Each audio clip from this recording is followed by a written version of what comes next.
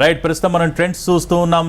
ఇటు ఆంధ్రప్రదేశ్లో తెలుగుదేశం కూటమి సూపర్ హిట్ దిశగా ముందుకు సాగిపోతోంది. మరోపక్క కేంద్రంలో కూడా టీడీపీ కీలక పాత్ర పోషించే పరిస్థితులే కనిపిస్తున్నాయి. ఎందుకంటే అక్కడ కూడా ఎన్డీఏ 293 ఎన్డీఏలో ఉన్న పార్టీలన్నిటికీ కలిపి 293 చోట్ల అభ్యర్థులు లీడింగ్లో కొనసాగుతున్న పరిస్థితి. మరోపక్క ఇండియా కూటమి అభ్యర్థుల మెజారిటీ కూడా పెరుగుతోంది. ఈ సీట్ల సంఖ్య కూడా ప్రస్తుతం పెరుగుతున్న సిచ్యువేషన్. 223 చోట్ల ఇండియా కూటమికి సంబంధించి అభ్యర్థులు లీడింగ్లో కొనసాగుతున్నారు.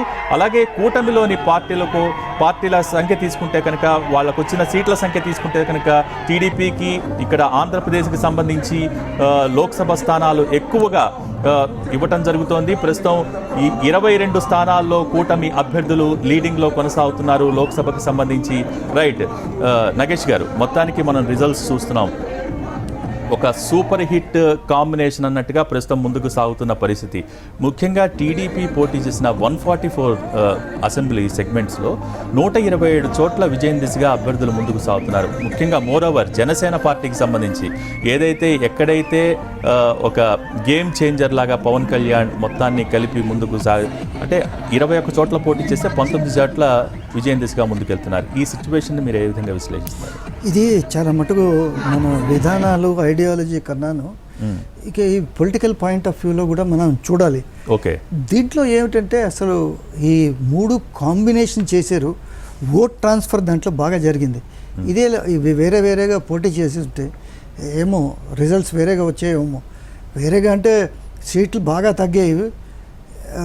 బట్ ఇప్పుడు ఏమిటంటే దీంట్లో కొంత మటుకు క్రెడిట్ జనసేనకి ఇవ్వాలి, పవన్ కళ్యాణ్కి ప్రత్యేకంగా. ఎందుకైతే ఆయన బాగా కృషి చేశారు.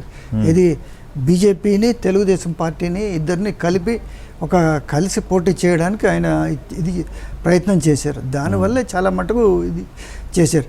మీరు నేషనల్ లెవెల్లో కూడా చూస్తే అలయన్స్లు వర్క్ అయ్యాయి.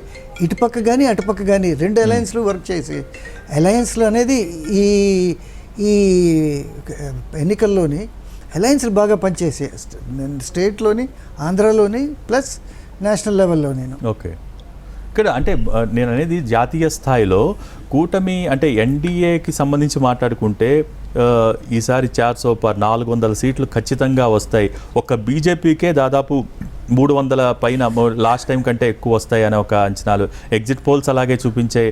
సో ఏంటి, ఎక్కడ మనకి తేడా కనిపిస్తోంది? అది తేడా ఏం లేదండి. అది అక్కడ ఏంటంటే సైకలాజికల్ గేమ్ ఆడినట్టుకున్నారు బీజేపీ వాళ్ళు. అంటే విశ్లేషకులు ఇదే చెప్తున్నారు, మేము 400 పార్ అంటే వీళ్ళు ఏమిటంటే మీరు 400 పార్ కాదు మీరు 300 పారే అంటారు. అంటే 300 పార్ అంటే ఏమిటి, మెజారిటీ మీకు వచ్చేస్తుంది, మీరు గెలిచిపోతారు అనేది. అది సైకలాజికల్ గేమ్ అండి. దాంట్లో ఏంటంటే మరి ఎగ్జిట్ పోల్స్లో కూడా అట్లాగే చూపించారు. బట్ డెఫినెట్లీ 400 పార్ అనేది ఎందుకైతే ఇప్పుడు ఎక్కడ 300 ఎక్కడ 400, 300 కాస్త 400 కావాలంటే అంత ఈసారి మోదీ వేవ్ లేదు. ఇప్పుడు ఎన్నికల్లో ఏం తెలుస్తున్నదంటే మోదీ వేవ్ లేదనేది తెలుస్తున్నది. అది మోదీ వేవ్ ఉండుంటే కనీసం వీళ్ళకి బీజేపీకి 272 వచ్చేవి, రాలేదు. సో కొంచెం చాలా మటుకు బీజేపీ హైప్ ఇచ్చింది. ఆ హైప్ సక్సెస్ఫుల్ అయింది. కానీ అది గ్రౌండ్ లెవెల్లో సపోర్ట్, పబ్లిక్ సపోర్ట్ లేదు. అది తేడా.